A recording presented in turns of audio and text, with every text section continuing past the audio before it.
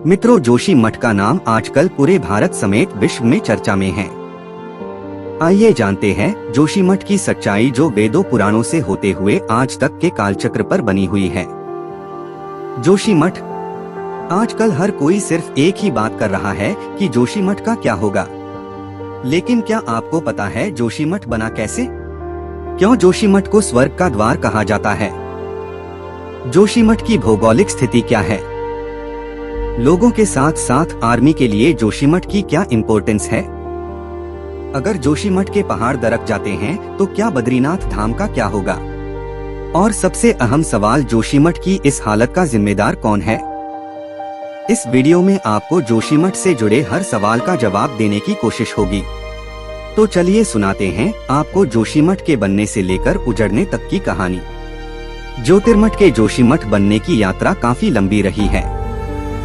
जोशी मठ सिर्फ एक जगह नहीं है, बल्कि सनातन धर्म से जुड़ा एक प्रतीक है। आदि शंकराचार्य से भी शताब्दियों पहले से पौराणिक कथाओं में जोशी मठ का उल्लेख मिलता है। कहा जाता है कि जब भगवान विष्णु ने प्रहलाद की पुकार पर नरसिंह अवतार लिया और हिरण्यकश्यप का वध किया तो उनका गुस्सा शांत नहीं हो रहा था। तब भगवान नरसिंह को शांत करने के लिए प्रहलाद ने जप किया और भगवान नरसिंह शांत रूप में जोशी मठ में विराजमान हुए। जोशी मठ में भगवान नरसिंह का मंदिर है और भगवान बद्री विशाल सर्दियों में बद्रीनाथ धाम छोड़कर जोशी मठ के इस मंदिर में ही निवास करते हैं। जोशी मठ को आदि गुरु शंकराचार्य की वजह से भी जाना जाता है। 8वीं सदी में शंकराचार्य ने जोशी मठ में तपस्या की थी और भारत में बने 4 मठों में से सबसे पहला मठ उन्होंने यहीं स्थापित किया था। इस जगह को तब ज्योतिर्मठ कहा जाता था, जो बाद में जोशी मठ कहलाया। जोशी मठ के नरसिंह मंदिर के बारे में कहा जाता है कि यहाँ विराजमान भगवान नरसिंह की दाहिनी भुजा पतली होती जा रही है और स्कंद पुराण के केदारखंड में लिखा है कि जब ये भुजा टूटकर गिर जाएगी तब नर पर्वत और नारायण पर्वत आपस में मिल जाएंगे और बद्रीनाथ जाने का रास्ता बंद हो जाएगा, जिसके बाद भगवान बद्री विशाल कहीं और जगह पूजे जाएंगे जिसे भविष्य बद्री कहा जाता है। ये जगह बद्रीनाथ से 19 किलोमीटर दूर तपोवन में है।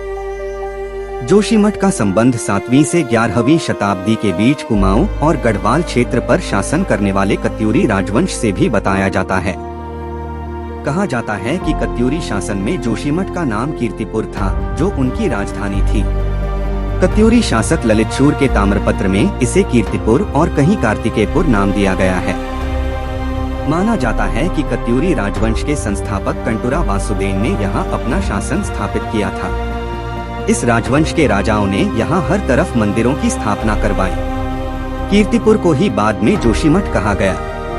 लेकिन जोशी मठ को स्वर्ग का द्वार क्यों कहा जाता है? इसका एक पौराणिक और एक वास्तविक उत्तर है।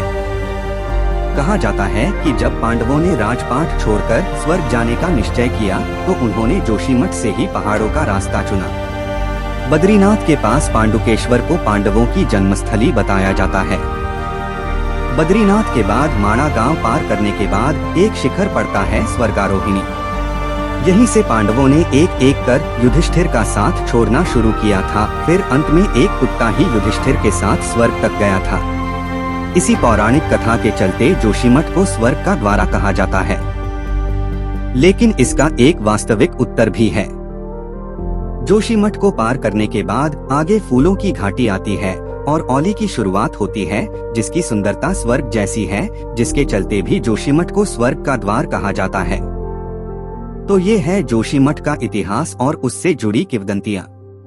अब आते हैं जोशी मठ की भौगोलिक स्थिति पर। हिमालय की तलहटी में बसा जोशी मठ उत्तराखंड के Rishikesh Badrinath national highway NH-7 पर बसा एक छोटा शहर है। ये शहर त्रिशूल पीक की उतरती ढलान पर स्थित है, जो एक संकरी जगह है। ये शहर यहाँ अलकनंदा नदी के बाएं किनारे पर स्थित है। समुद्र तल से इसकी ऊंचाई लगभग 6000 मीटर है, जबकि त्रिशूल पर्वत की ऊंचाई 7250 फीट है। इसके उत्तर पश्चिम में बद्री पर्वत 7100 फीट है। उत्तर में कामेट पर्वत 7750 फीट। सबसे चिंता वाली बात यह है कि जोशी मठ भारत के सबसे ज्यादा भूकंप प्रभावित इलाके जोन 5 में आता है। यहाँ की पॉपुलेशन की बात करें तो साल 2011 के सेंसस के मुताबिक यहाँ करीब 4000 घर हैं, जहाँ 17000 लोग रहते हैं, लेकिन ये आंकड़ा 12 साल पुराना है, तो यहाँ की जनसंख्या अब पिछले आंकड़े से काफी ज्यादा होगी। बद्रीनाथ हेमकुंड साहिब जाने वाले टूरिस्ट जोशीमठ में ही आकर रुकते हैं, तो यहाँ पर पिछले कुछ सालों काफी होटलों का भी निर्माण हुआ है। लेकिन जितना अहम जोशीमठ आम जनता के लिए है, उससे कहीं ज्यादा अहमियत ये आर्मी के लिए रखता है। 1962 के युद्ध में चीन से लोहा लेते वक्त भारतीय सेना जोशीमठ में ही आकर रुकी थी।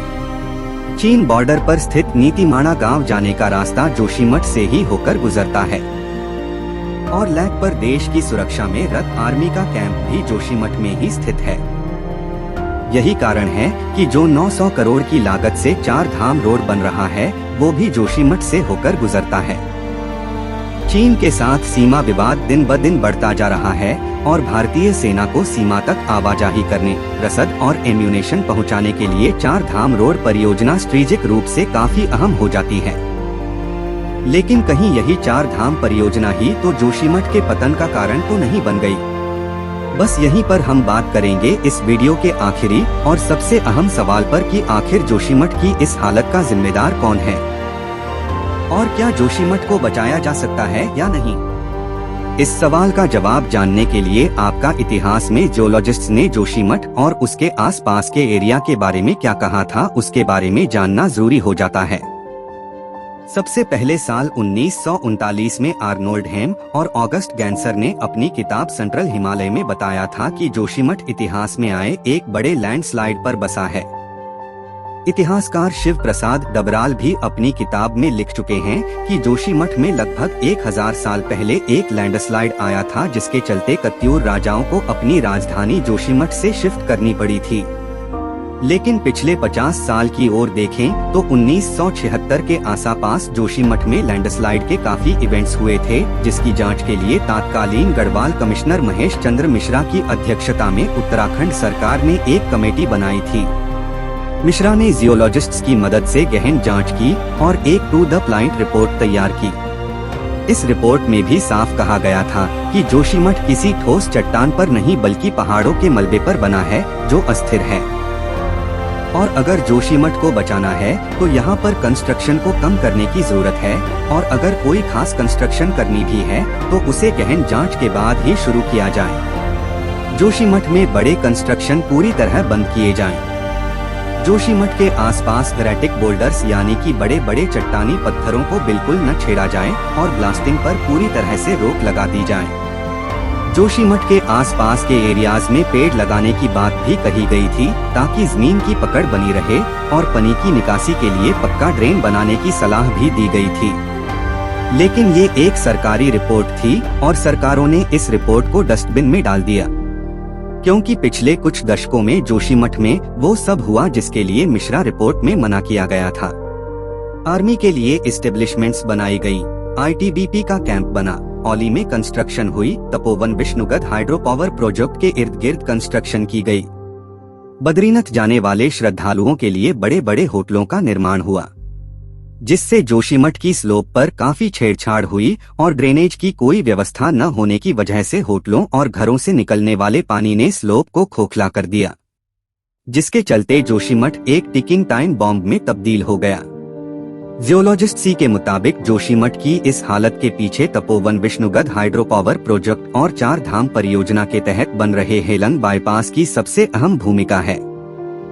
हाइड्रो पावर प्रोजेक्ट के लिए जो टनल खोदी जा रही है, उसकी खुदाई के लिए पहले जहां ब्लास्टिंग का इस्तेमाल किया गया, वहीं टनल बोरिंग मशीन ने 24 दिसंबर 2009 में जोशीमठ के पास एक पुराने अलखनंदा नदी के वाटर सोर्स को पंक्चर कर दिया था, जिससे जोशीमठ में पानी की समस्या तक पैदा हो गई थी। उस वक्त इसे लेकर काफी प्रदर्शन भी हुए थे और NTPC ने इस नुकसान की भरपाई करने की बात भी कही थी।